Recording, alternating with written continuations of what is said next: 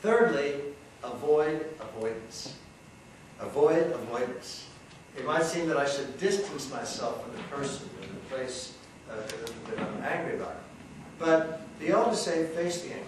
Stay in the relationship. Now maybe I can't talk to the person right now. We're both too hot. We're both too hurt. But eventually I've got to, if possible, and it won't do more harm than good, face the person. Talking to the person. Just blaming others, never going to help. Leaving the scene, we just take the emotion with us to the next scene. And we'll probably just get angry all over against somebody else. Because we haven't dealt with the emotion behind it. So anger is within my own self and needs to be rooted out. And finally, recollection. Recollection, very powerful antidote to anger. This is why I say the daily meditation is so critical. Recollection. I can choose the kind of food that I give my mind. I can chew on healthy thoughts or unhealthy thoughts. The goal is to remember God. This is really the core of prayer. The core of prayer is not to ask God for help. That's part of it. But the main point of prayer is to meditate on God. The main point of prayer is to fathom this unfathomable source of all that is. And so that's where I want my thoughts to be going. And if I'm filled with anger, I can't do that. Reading the Psalms is very helpful to settle the mind, recollect the mind. So the point that they're making is, don't be angry.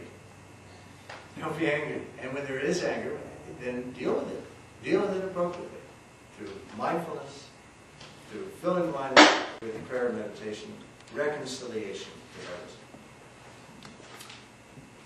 So what do you think about that? Is that realistic?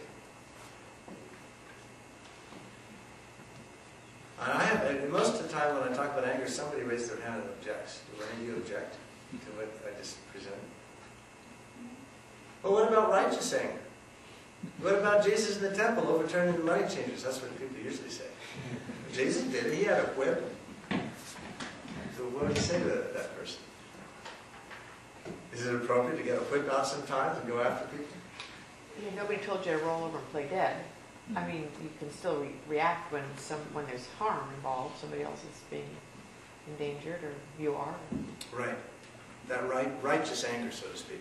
Where my real concern is to protect somebody, not to defend my ego. Yeah. So, there is appropriate anger.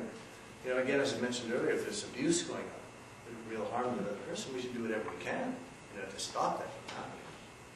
And not to roll over, and not to be a doormat. Jesus never said, thou shalt be a doormat. And he never said, thou shalt be nice. You notice in the Gospels, Jesus was not very nice sometimes. And he didn't teach us to be nice. He told us to love and to love our enemy.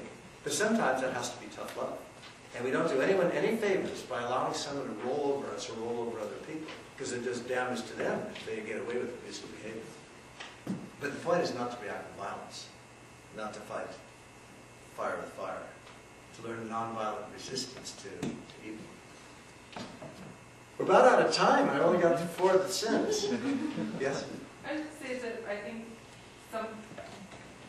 a lot of what God gives us is to help us, and I think that if you look at anger as something that could possibly help you, that often, like when I get angry, especially with my husband or something, I don't even know always why I'm angry.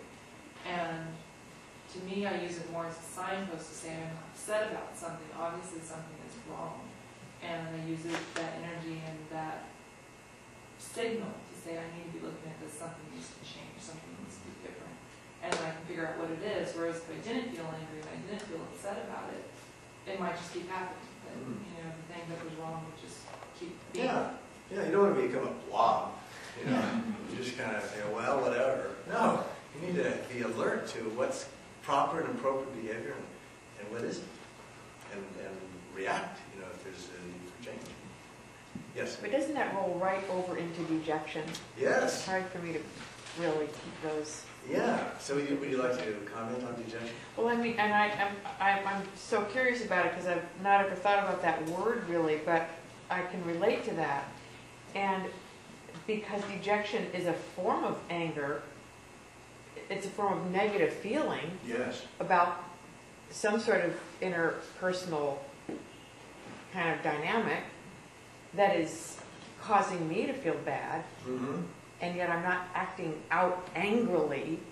Anger has this image of, you know, outward stuff, although you talked about the silent treatment, but it seems that dejection is more of you turn inward more. Yeah, it's anger turned inwards. Yeah, okay. That's one of the sources of depression. Uh-huh. You know, because we now know that some depression is chemical imbalance, and antidepressants are the preferred therapy for lots of psychiatrists who don't want to take the time to talk to people.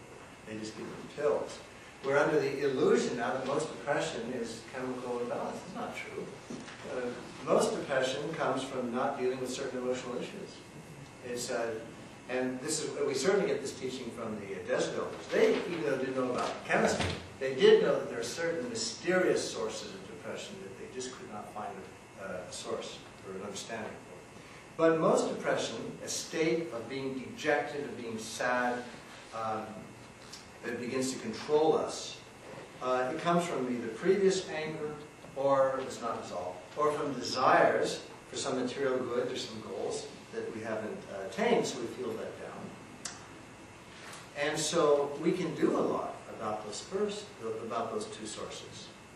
So we stored up injured feelings, sometimes unconsciously. We've been hurt, we've been disappointed by people in our past. We haven't faced the feelings, we haven't dealt with them. So the stored memories grow, and they eventually overpower the soul. They're kind of overwhelming sadness. So what do we do about that? The desert elders say, first of all, stay in relationship with other people. The tendency for the depressed person is to isolate.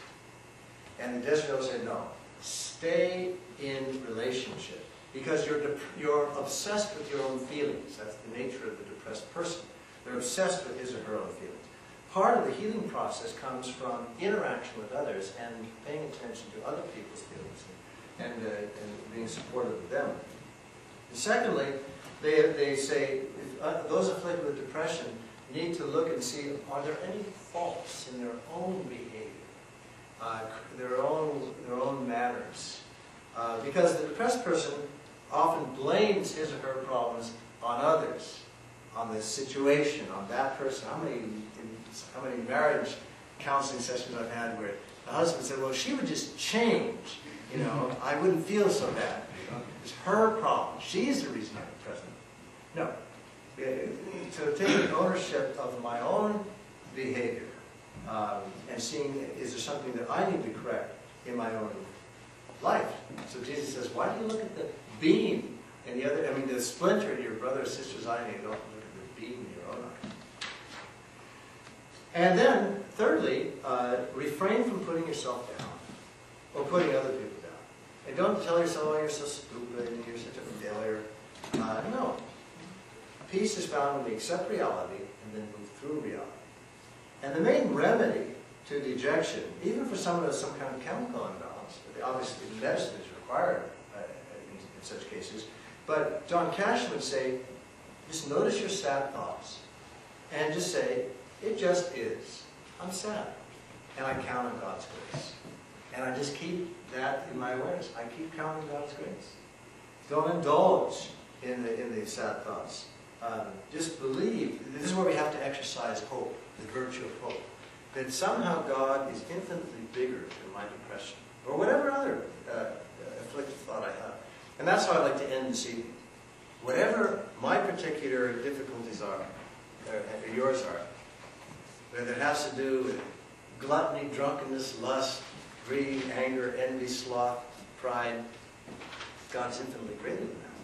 And so again, these two practices that the Desert Elders teach about redirecting those thoughts and feelings to the Lord in the moment, when they happen, over and over and over again, is what gradually brings the integration to our personality. And then secondly, that proactive stance of filling the mind with good thoughts, filling the mind with thoughts of God, filling the mind with the Word of God, so the mind has less negativity to chew on. That works for any one of these thoughts. So it's kind of late, you've been sitting there for a long time. Any final comments or questions?